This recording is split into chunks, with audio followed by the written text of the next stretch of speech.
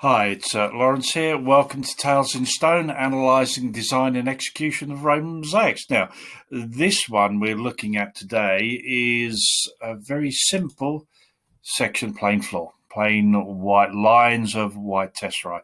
Now, it might not seem something worthy of study, but it is really important, particularly if you're using hand-cut stone.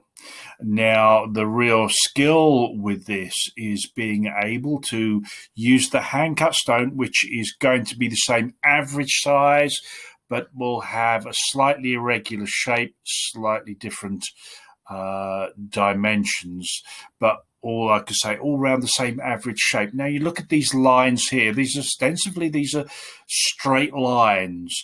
But if we look closely at them, you can see that they do diverge. Now, you could put a straight line down the center. So I've superimposed the red lines there.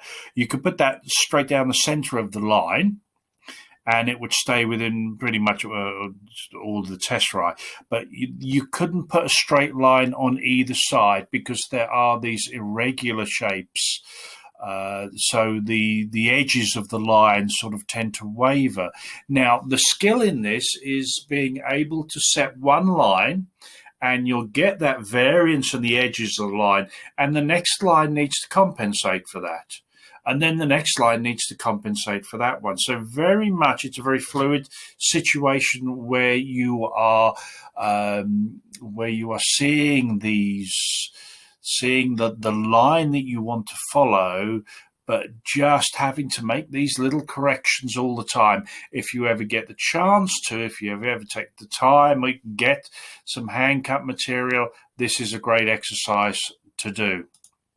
So here you can see the red circles around where the lines have wavered and then come back into line. And as I say, the lines subsequent to them have to actually compensate for that. So, as I say, have a look when you get the chance to see these sort of larger areas of just plain, usually white tesserae, even any other colors. If you've got large areas, just notice how the lines are set and how well they're set. So, thanks very much. And just a plug again for the guide to the principles and rules used in Roman mosaics and the Drawing Roman Mosaics workbook as well. Thanks very much, and I'll see you again.